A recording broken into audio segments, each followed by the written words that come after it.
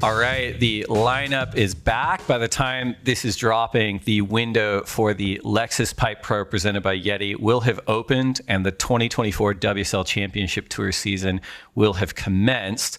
Our guest today is someone I'm really excited to talk to. He's had a huge 2023 with back-to-back wins at the GWM Sydney Surf Pro and the Bolito Pro. He was the #1 ranked surfer on the Challenger Series, finishing out 2023. He is a rookie for the 2024 Elite Championship Tour. He is a vaunted member of the San Clemente 2% crew, and I'm really excited to talk to him. He's another goofy footer. We can't have enough of them on tour.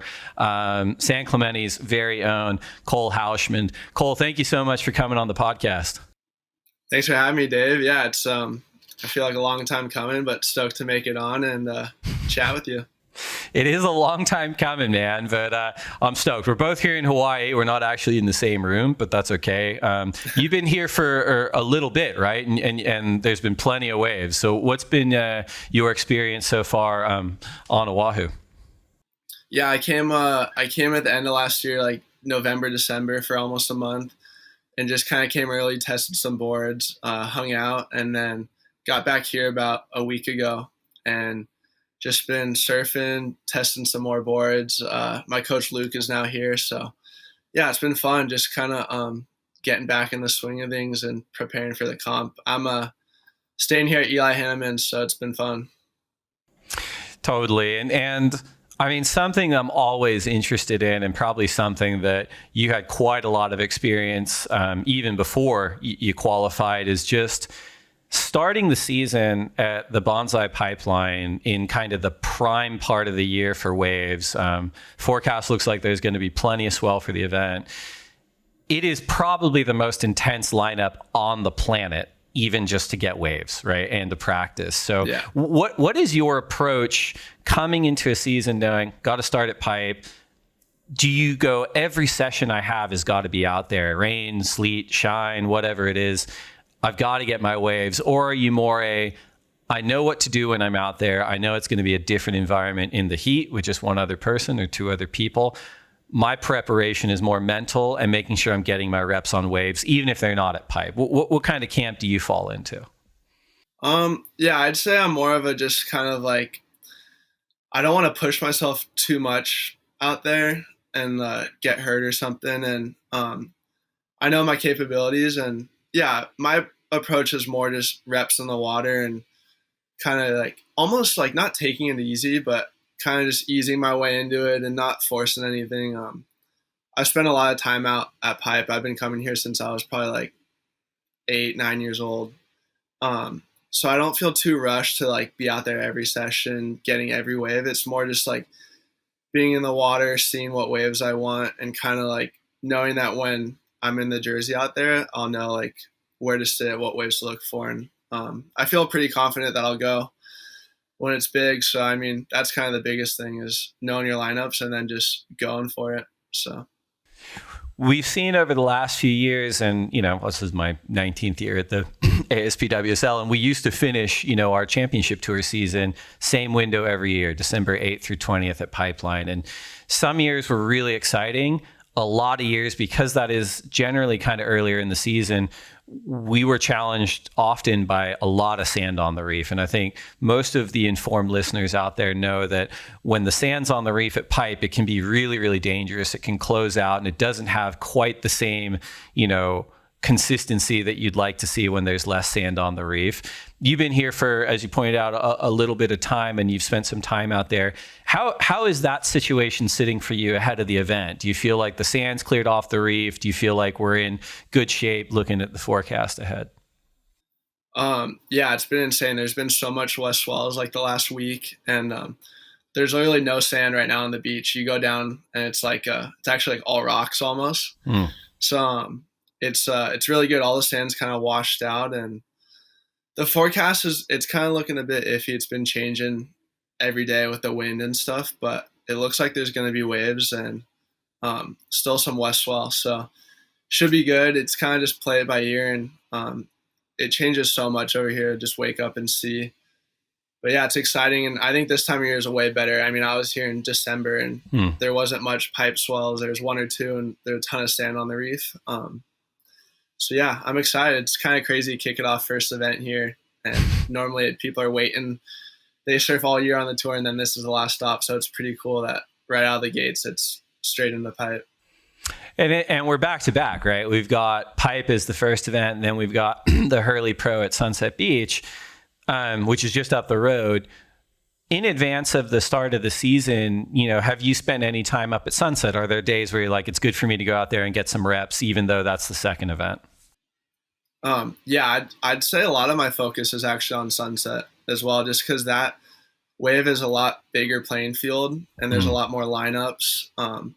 It seems a bit trickier in a sense, especially on the backside. So I'd actually say I spent most of my time at Sunset, especially before the new year, when all those swells were super north. I was just surfing out there almost every day, and then even over here, if pipe's not really good, I'll be out at Sunset, just practicing, trying boards. So it's kind of playing it both ways, back and forth, and spending time equally at both.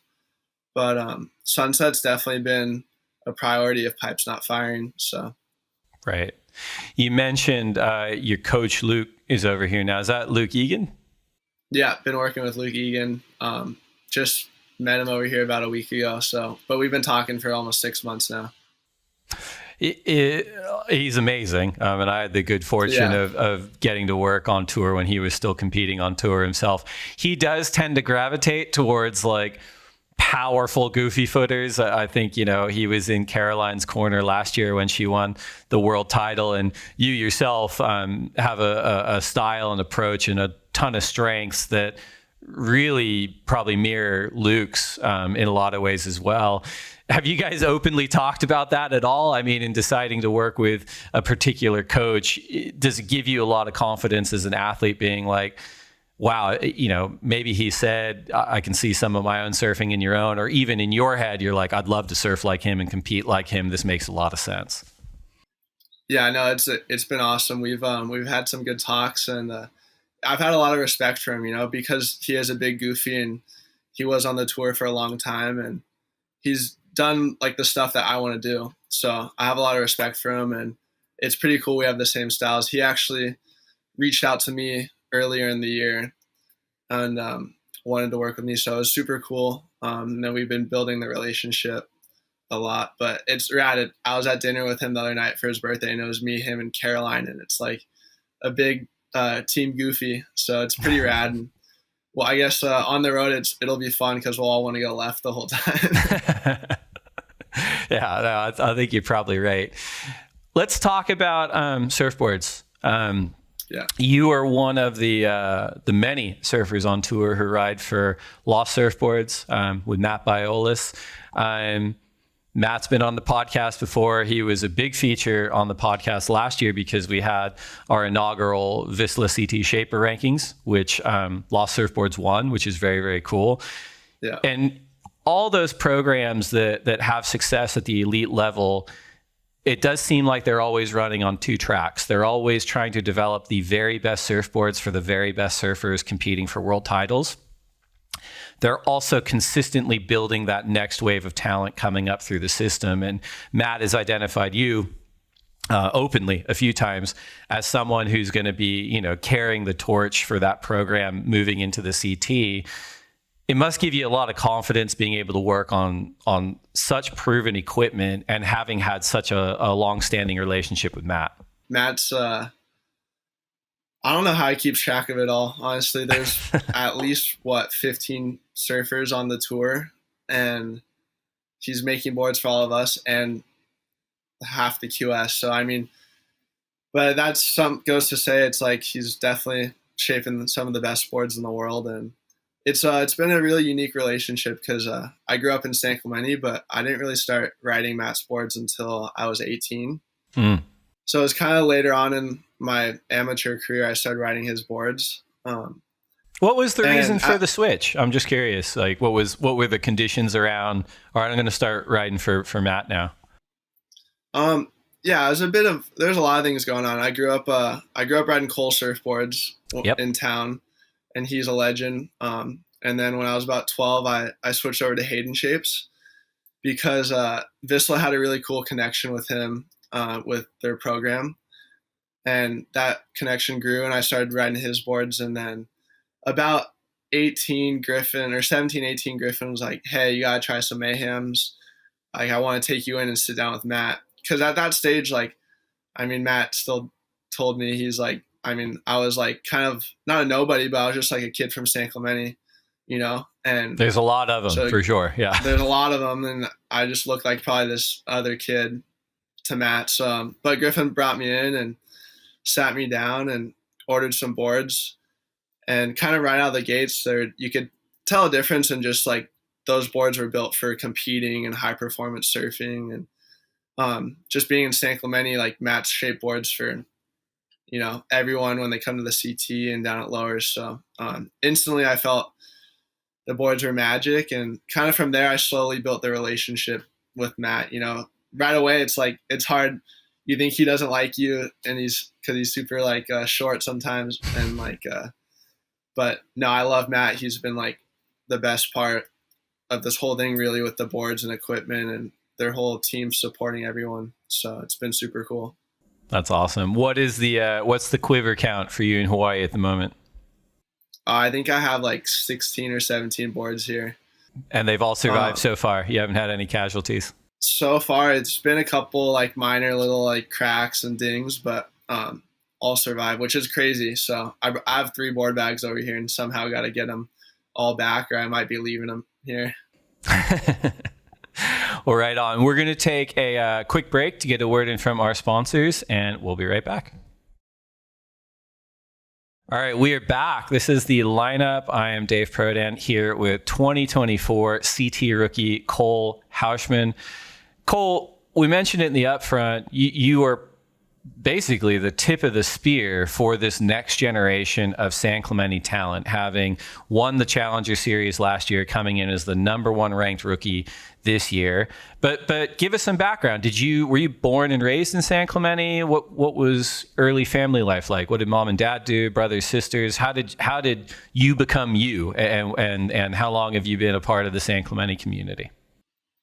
Yeah, it's kind of a crazy story because I came from a family who had no idea what surfing was and barely went to the beach. My dad was born in Iran, actually, and his whole family moved out here when he was like 8 or 9 years old.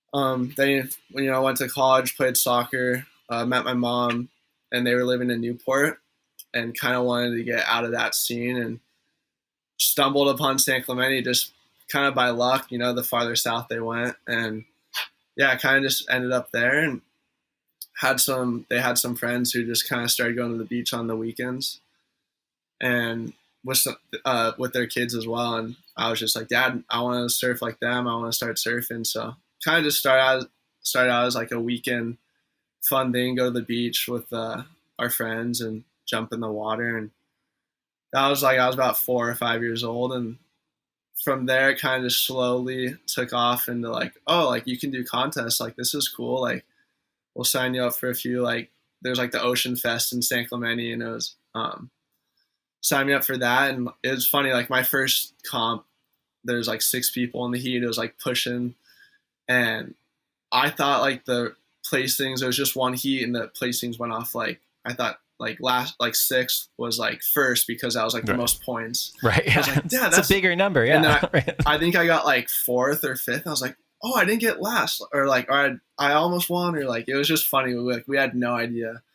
And yeah, from there, just kind of like met some friends, met the Colapintos and like all my lifelong friends pretty much from the start, and slowly grew up and somehow ended up in this San Clemente storm, or whatever you want to call it. That was the San Clemente cyclone. I think people were pushing for a little bit, but it's interesting too. Like we do talk to quite a lot of surfers that make it to the various highest levels of competition, and for a lot of them, they didn't come from surfing families. For sure, you get the other ones that are like, oh yeah, I'm 3rd generation. My dad was on tour, etc. I was destined for this, but an individual like yourself who came from a family that didn't have a huge background in surfing, and you're a pretty athletically built dude as well. You mentioned your parents played soccer. Were there other sports that you were interested in when you were younger, or was it just surfing from the jump? No, I pretty much grew up playing like every sport. Played baseball, soccer, some football, and kind of just I skated, tried it all, and it really came down to like surfing, soccer, and baseball. And I still at a super young age. And I talk about baseball a lot, but I kind of took the soccer thing even a bit farther, as into like, I'm talking like 12, 13 years old. Sure. But that was already at the point of like, hey, it's like I'm starting to travel for both these sports. I kind of had to like pick one. Yeah.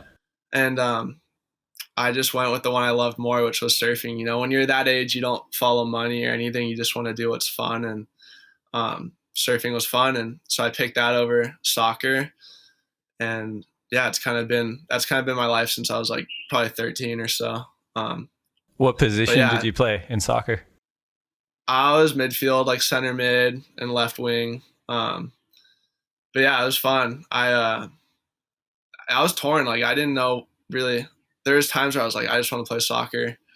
And then there's times where I was like, I don't like soccer. I just want to surf, So yeah. But yeah, it's fun. I think a lot of that growing up playing all those sports kind of like helped me now with my size and kind of, I didn't go through the super wonky phase. I kind of kept up with myself and right. Kind of feel like I'm built pretty good, and that I feel like the athleticism has to do with a lot of those sports growing up. Totally. And it's interesting too.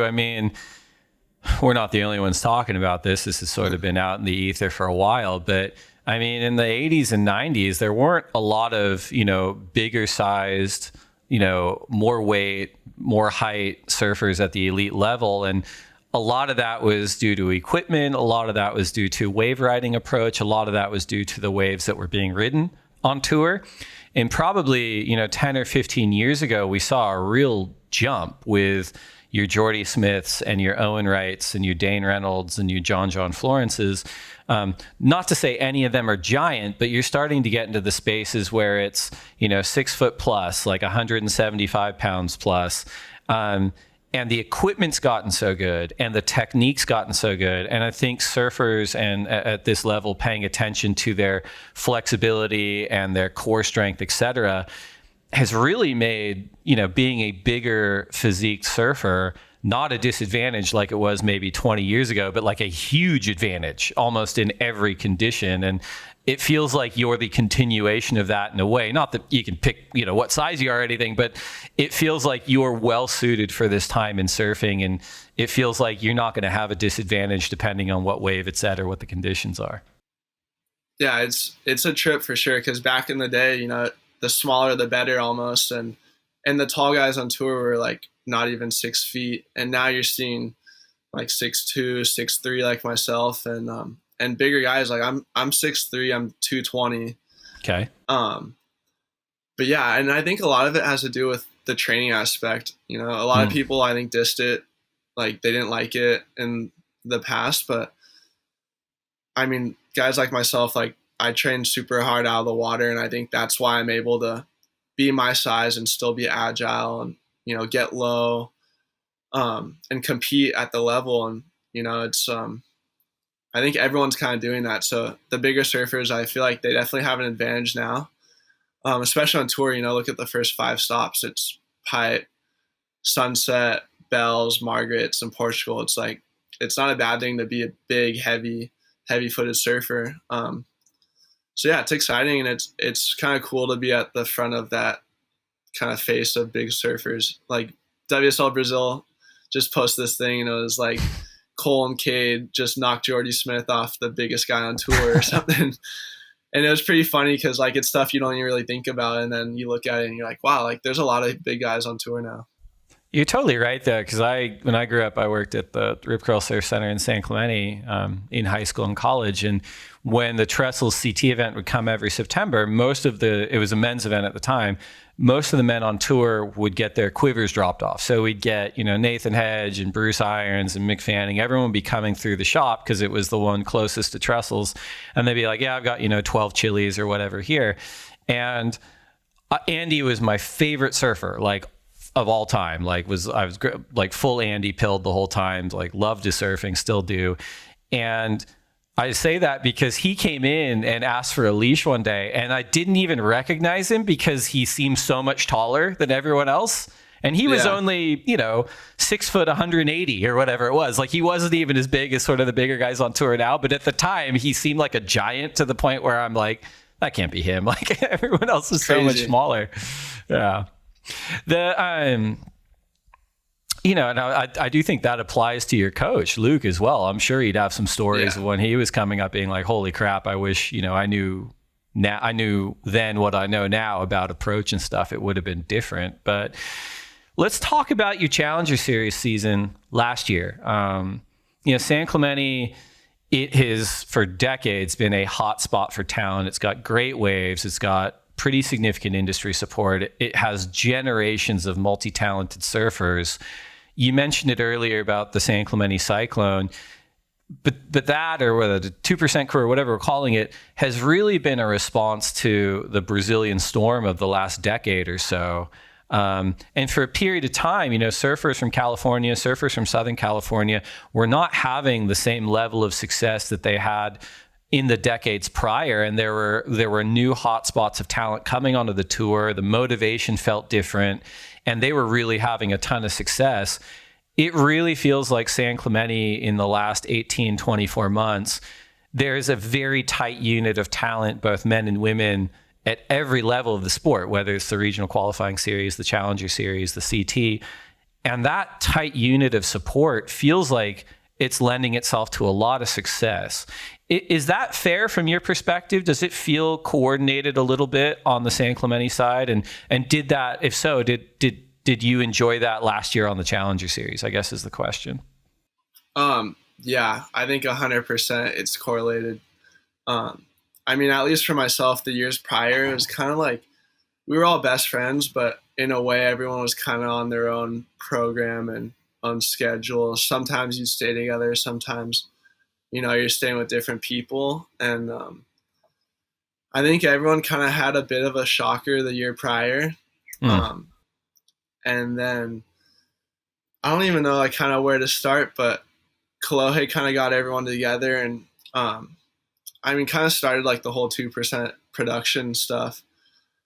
And that's when we're like, okay, well, if we're going to do this, let's all travel together and film, the events and just kind of make content and have some fun. So once we kind of all agreed on that, we just started traveling together as a group, and that started off on the regionals. And then right away, Jet won Cocoa Beach, and then I won Dominican Republic, which was my first event win in 7 years, I think. And then Crosby won Barbados right after that, and then came home to Jack's Pro at HB. I got second again. So it just seemed like everyone was just coming together, and almost not like we were just like, I don't even know how to explain it. We were just having so much fun. Everyone was pushing each other, working hard, and kind of just had like this lighthearted feel, fun vibe to like every event.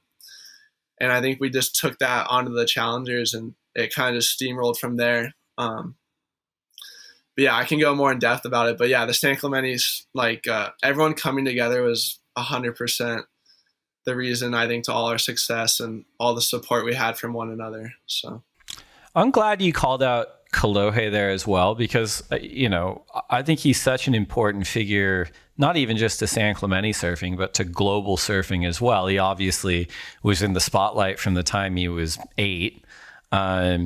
Qualified very young, had a ton of success. And he and I think we talked about it when we had our episode on the lineup, and we've certainly talked about it since. But we talked about that year he qualified and how, the hype machine around him was so loud, whether it was Nike or a number of his other sponsors, like all the marketing about Brother when he was qualifying was essentially setting the expectation of he's going to win the world title as a rookie. Like, this is a paradigm shifting surfer. We all know it. He's finally on tour and he's going to do huge damage.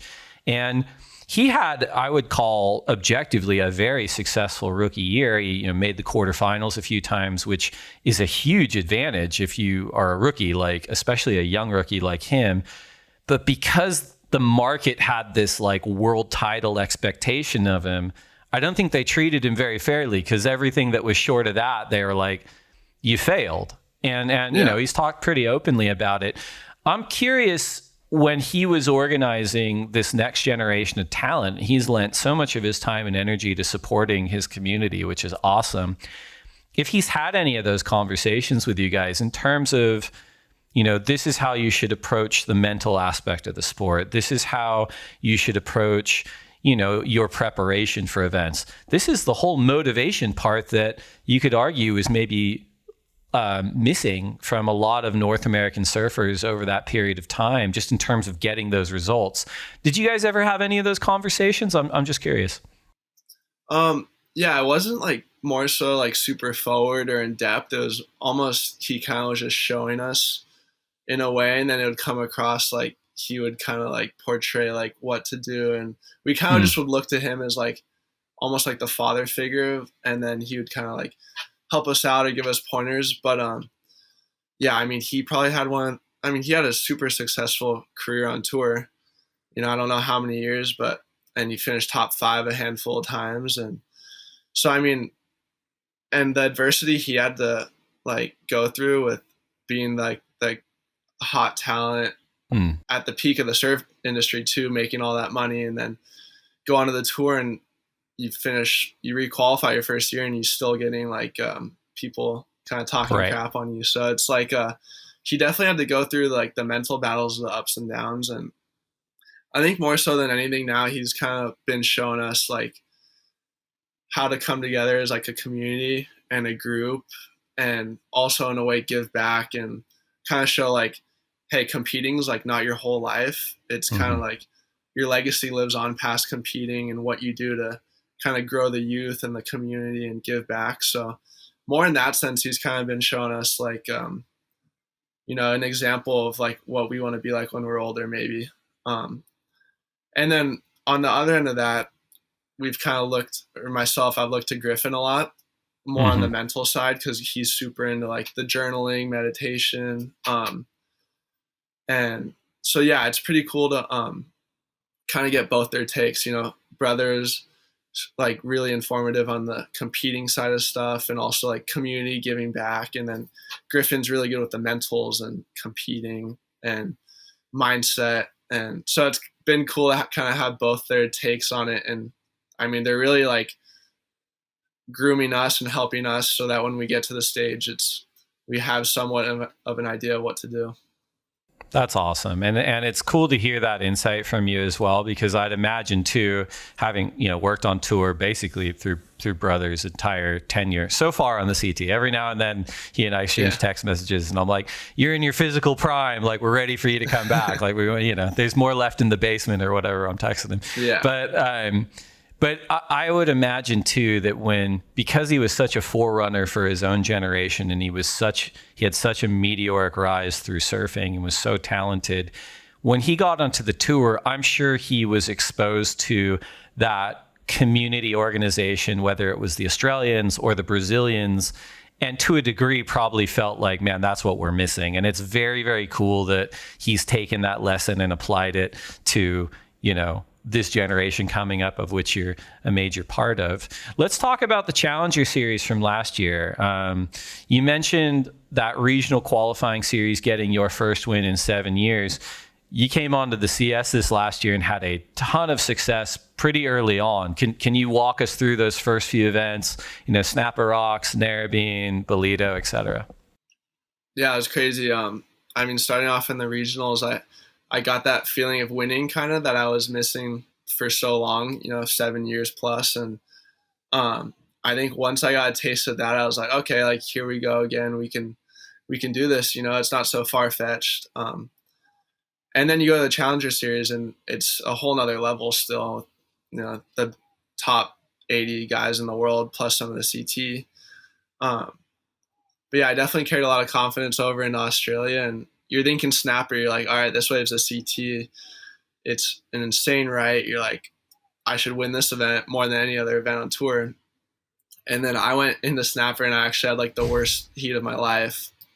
Like, biggest shocker ever. I had Kolohe in the heat, and it was just like a free for all. And I ended up like having priority and burning him halfway down the wave. And like, I kind of blew the wave, and he could have got like an 8, and then we both lost the heat. And I was like, I like got out of the water that heat, went straight to my hotel room, and I sat down, and I was like, what the heck is going on with myself? Like, I just came with all this confidence, all this preparation, just got a coach. I should not be having a shocker right now. And then kind of just sat down with myself and wrote down all my mistakes and wrote down how I was feeling, and kind of just got everything that was in my head, like messing with me, onto a piece of paper, and just kind of let it be, forgot about it, moved on. Was able to watch Jet and Crosby go all the way to a 3rd place in that event. So it was super cool to kind of like be in the corner with them. And like, I mean, when you're like supporting someone do well in a contest, you're kind of like, it feels like you're doing good as well. So I kind of get that like successful feeling. Anyway, fast forward, get to Narrabeen. Right out of the get-go, I was like having really good surfs and having a good time. Day before the comp, I was trunking it, and the water was like freezing, and I had a really bad back spasm, like crazy. I couldn't even get out of bed or into bed. Like could barely walk. I looked like a 85-year-old grandpa. And I was like, oh no, like this is like terrible. And I was like, I don't even know if I'm going to be able to surf my heat. It was that bad. I couldn't sleep at night. And the crazy thing is I had so much thought about my back that it almost took the pressure of like the pressure you put on yourself to even get a result out of the picture. So it was like, I was just like, hey, if I can surf, I'll be happy.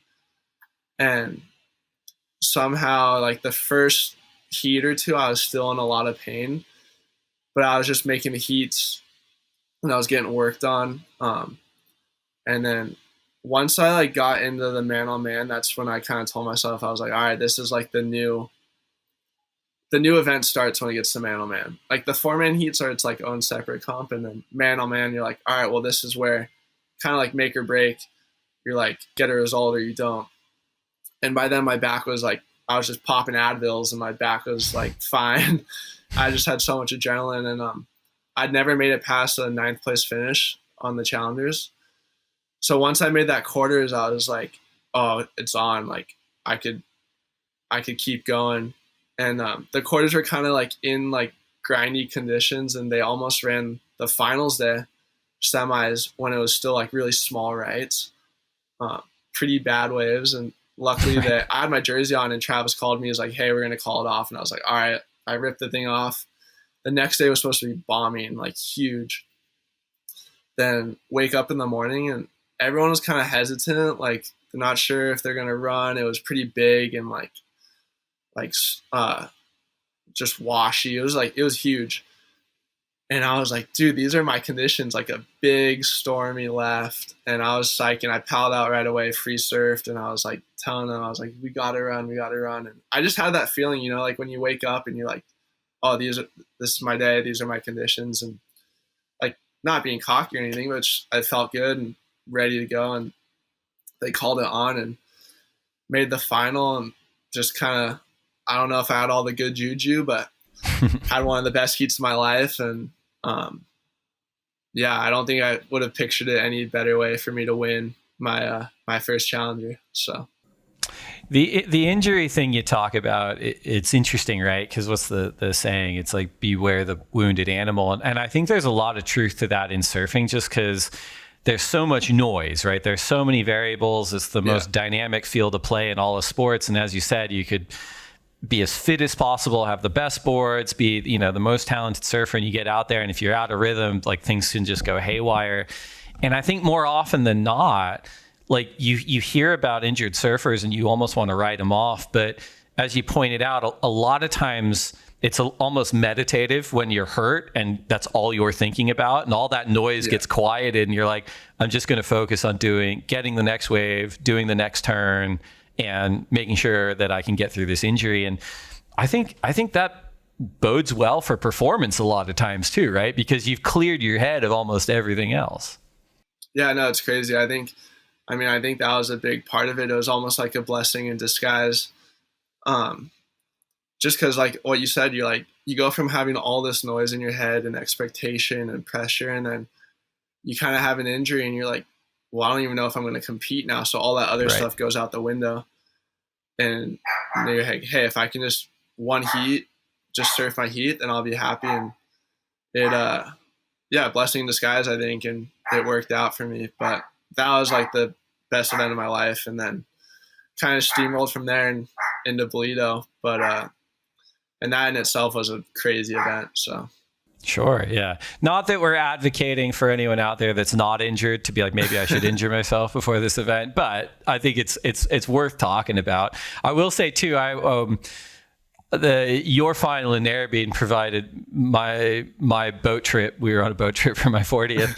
That was the only day we had the internet, and we were all like, "Oh my God!" Like, so we were all excited to watch, and yeah, we were cheering on loudly from the Mentawais there for sure. But you mentioned going. Oh yeah, big time. You mentioned going back to back there. You go into Bolito, which it's other side of the world. You've had this major win at Narrabeen. You're now in South Africa. You put up another win.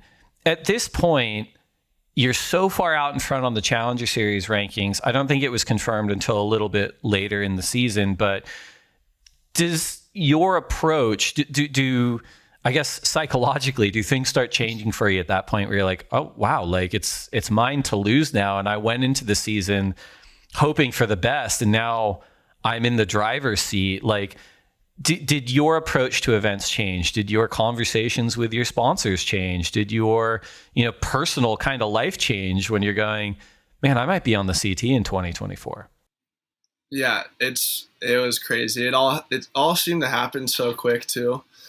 But even going back into Bolito, it's like you would think going into that event, I'd have all the confidence in the world, but it was almost flip-flopped because the whole time you're telling yourself, you're like, well, I don't want to be the guy that won a challenger and didn't qualify. You're like, I still got work to do. I still got to make heats. So I almost felt the most pressure was going into Bolito.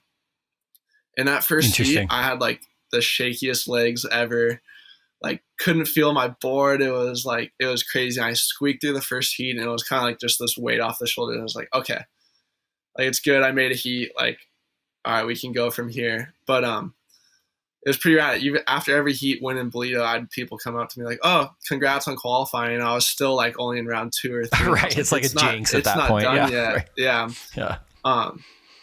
And honestly, I was going into Bolito just wanting to make a few heats and just not be the guy who won a comp and couldn't back it up. I was like, I just want to make a few heats. And I think after I made I think it was like the round of 16, I was like, okay, well, pressure's kind of off now. I can just try to go get a result, and just got the good juju going again, and kind of steamrolled into the final. I had a few close heats, but surfed some really smart heats and took it out in the end, and that was insane. But like you said, after that event, it was pretty much like a guarantee. Like, I knew it was a guarantee.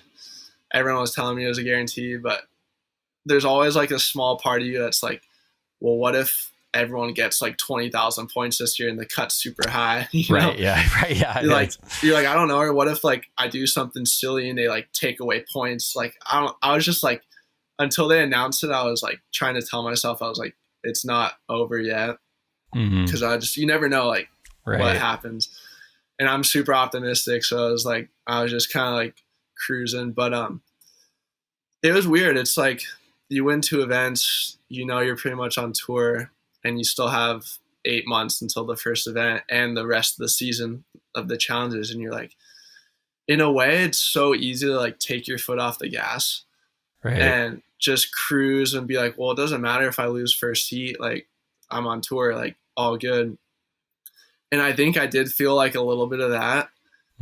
As much as I tried not to. It's like, it's just like subconsciously you're like, well, I'm pretty much on tour. I'm going to finish top 3 no matter what in the challengers. This was after Bleedo. Yeah.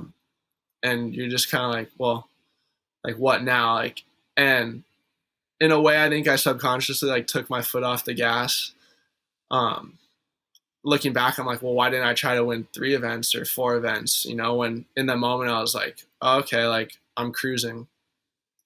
So, I mean, I think that happened, and I think I learned a lot from that in a way too. Even fast forwarding, like, we can go back, but fast forwarding to Brazil, I had a heat where I was kind of just like, I just went to Brazil to kind of support the boys and cruise in a way. And I'd already won the Challenger Series. So that was like a big one. I was like, well, I won the series. No one's going to pass me. Yeah. Like, Brazil's like, I'm just here to support the boys. And, you know, if I have a heat with them, like, I don't know, see how it goes. Or take some guys out. And I kind of like went into it pretty relaxed.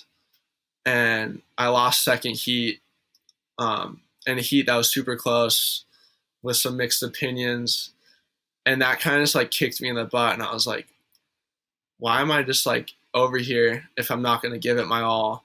And every time I put on the jersey, you should just be going for it, whether it's wanting to win an event or show something crazy. And I lost in Brazil feeling like I could have done more. And it was almost a good thing because that was the last event of the year. So now it kind of fired me up again to be like, hey, you know, no matter if you're number 1 in the world or fighting to requalify, it's like every time you put on that jersey, it's something to show and something to go after. It's a title. So I learned a lot this year, and it was pretty cool because you go on such a high from winning comps, and then whenever that adrenaline kind of like washes off, you're like almost go to a low because you're like, I had so much like good feeling, good energy.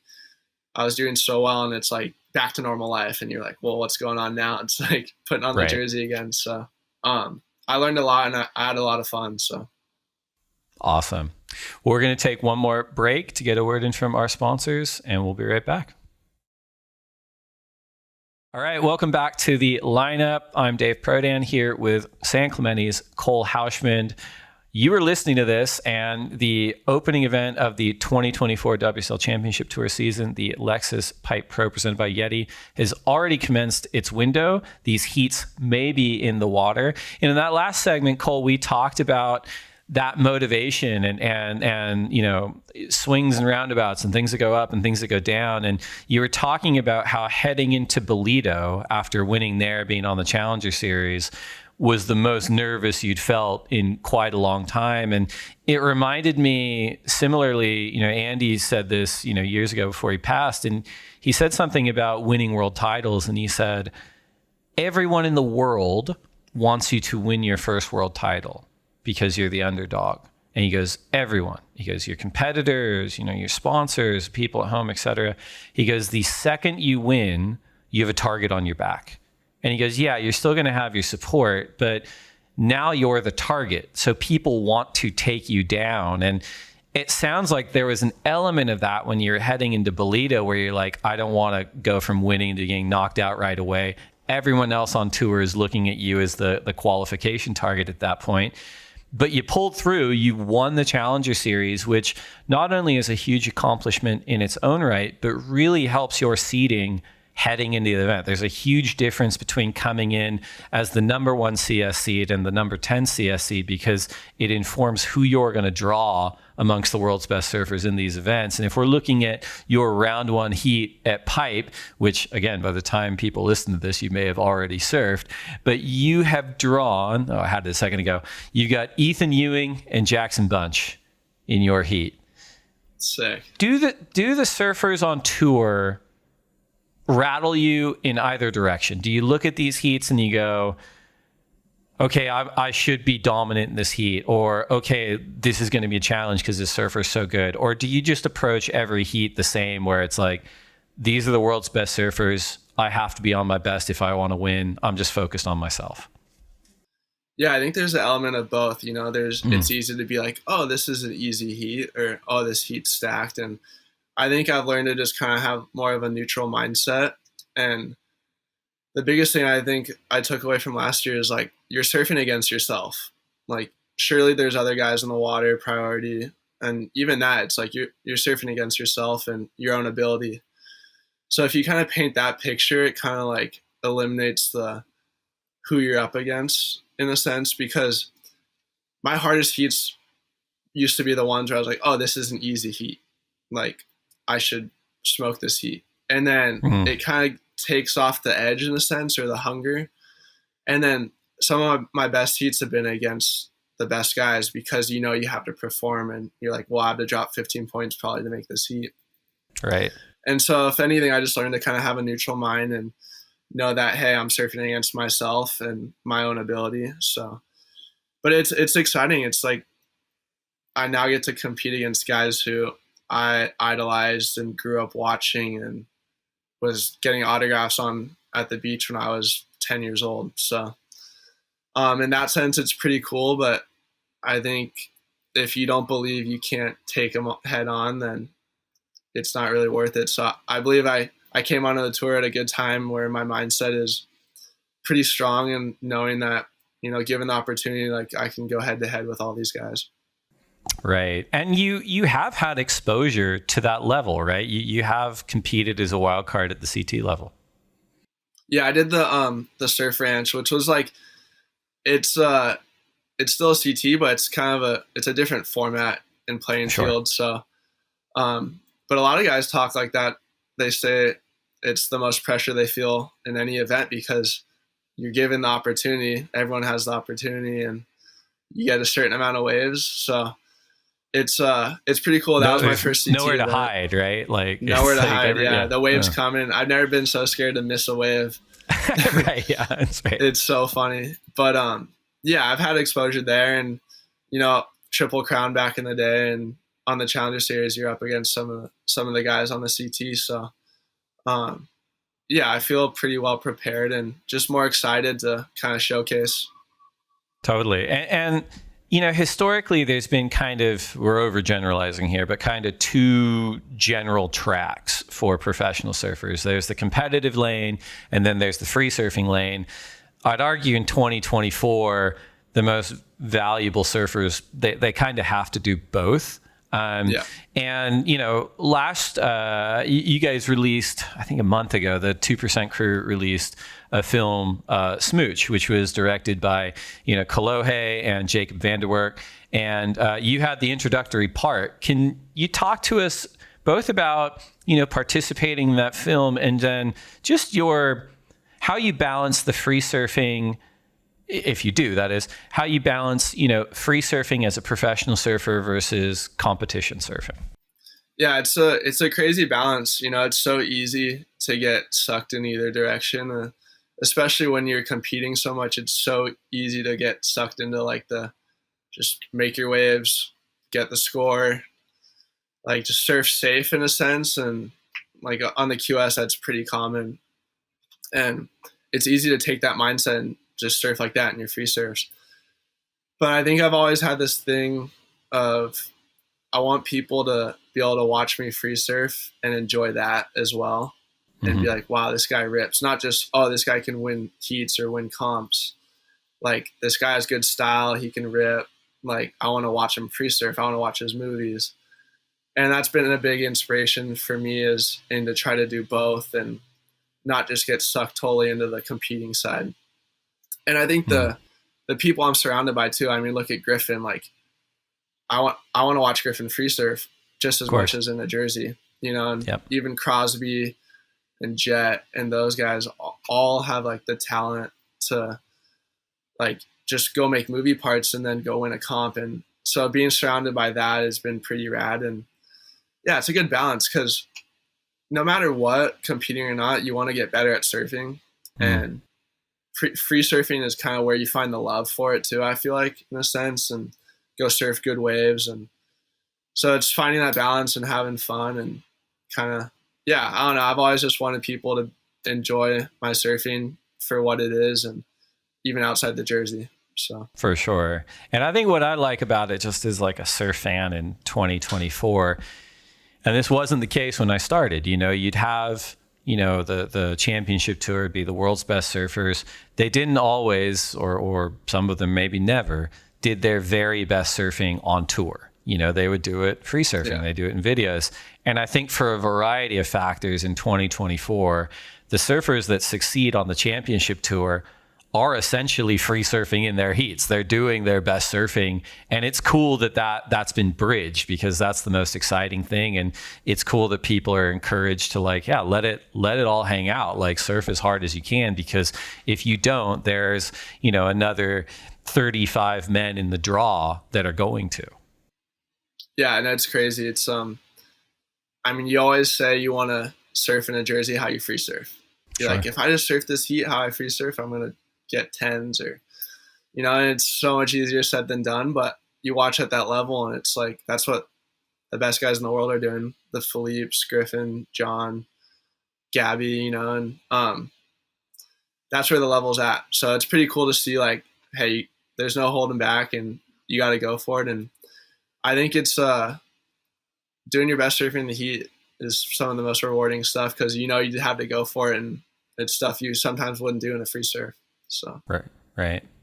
A couple weeks ago on Instagram, you posted a journal entry dating back to March of 2023, and looking back and seeing those goals checked off, which is really, really cool. Are there any goals for 2024 that you're open to sharing with us right now, or are we going to have to wait until the end of the year? No, yeah, I'm super open to it, and that's been like a big thing with Griff and writing out my goals and journaling. But yeah, I think number one goal is I kind of have them all listed out. There's kind of a lot of them, but it's starting out as like finals day in a CT, whether that's quarters or better, and then kind of final in a CT, and then win a CT. Like, those are like my 3-stage goals. And then bigger picture stuff is like obviously make the cut, but I actually don't write that one down because I don't want to fixate on that. Right. Like, I don't want all my attention to be on the cut. I just want to be based on each event by itself. So I don't write that one down. But yeah, pretty much my main ones are final in a CT, win Rookie of the Year, and make Final 5. That's like top 3. Obviously, a world title is up there, but I'm not going to fixate or pressure like Rookie year. If I'm in that position going into Final 5, then that'll be the goal at the top of my list. But until I get there, it's still writing that down every day. But that one's kind of like a 2, 3, 5 year plan, where this year would be insane to compete Final 5 at lowers, because you don't know how many more years they're going to have it there in my backyard. So it's a main goal and main focus. Awesome. Well, can't wait to see you at this opening event and throughout the season. Before you go, we did put out a feeler for questions on Instagram at the Lineup Pod. We got a lot back for you. You're a popular guy. We've whittled them down to 3. And the first question is from @k.beachy, who asks, what is the favorite hairstyle you've had so far? And I got a producer's note here: for the sake of simplicity, we'll let you choose between natural curls, pink, leopard, stars, or 99s for Griffin. I think my favorite one would have to be the stars or the 99s for Griffin, because the stars were US Open, and I painted my boards with all the stars, so I felt very prideful in that sense. And then I qualified with that on my hair and on my board. So that one was cool. And then the 99s for Griff was like another cool one, because it was super like sentimental to me. And that was such a big moment for him. And I was like, I'm going to support you. I'm writing 99s on my head. So those were my 2 favorite. If I had to pick, probably the stars, but either way. I love it.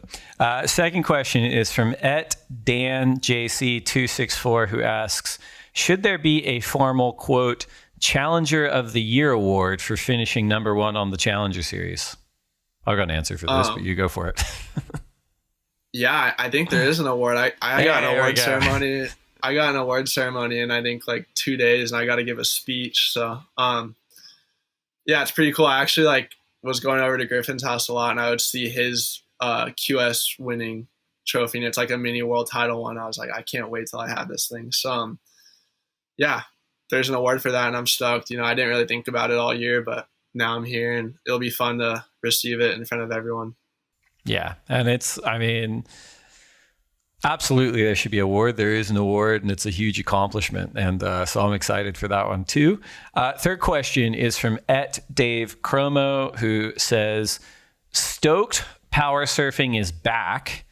Who are your inspirational power surfers of the past and present? Wow, that's a crazy one. The past, I don't know. I'd have to say Sunny was a big one. Just raw power.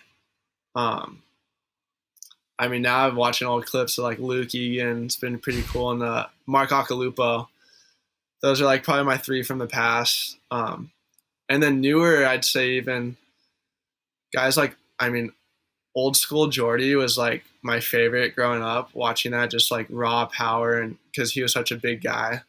And even like John now, like his surfing at Margaret River is like ingrained in my brain of like, that's how you want to surf. And he's not the biggest guy, but he's super powerful. And so yeah, I kind of draw a lot of inspiration from everyone, and it's hard to pinpoint one person, and I kind of just do my own deal and see how it goes. But yeah, it's exciting.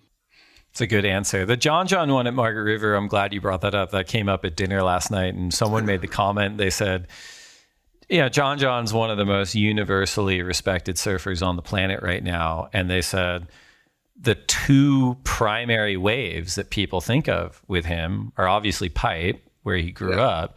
And they go, number 2 is Margaret River. Yeah, and they go, it's not just Margaret River, it's Margaret River when he was in a jersey. And they go, that's a big deal, like that kind of surfing went down at an event. And I said, that's a great point. Yeah, it's insane. It's super cool. Yeah. Well, thanks to everyone who wrote in at the Lineup Pod on Instagram. We're now down to our final segment. It's time for the lightning round.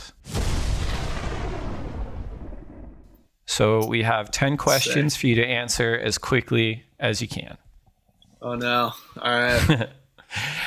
If you could only have one board setup for the rest of your life, single fin, twin fin, thruster, quad bonzer, or finless, which would you choose? Simple, but thruster. Coffee or tea? Coffee all day. I'll probably have a cup after this. Burrito or pizza? Burrito. Last book you read? The Power of Positive Thinking. Best surf film ever? Modern Collective. What is one wave you never have to go back to? Virginia Beach. If you only get to surf one wave for the rest of your life, you can dreamcast it, perfect conditions, just your friends, etc., whatever. What would it be? Macaronis, Indonesia. Best person to share a lineup with? My dad. Worst person to share a lineup with? Not going to answer that one because I don't want any beef. But there is an answer, so I do appreciate that you have someone. Fair enough. Last one. Finish this sentence. I will next achieve a state of happiness by... Today. Oh, by doing what? Well, I don't know. I'll achieve a state of happiness by waking up each day, surfing, and being at the highest level. So I'm trying to be happy every day, all day. Good man. Cole Houshmand, thank you so much for coming on the lineup. Congrats on an awesome career so far, and best of luck this year. Can't wait to see you take it to the world's best here on the championship tour. Thanks for having me, Dave. I appreciate it, and I'll see you guys soon.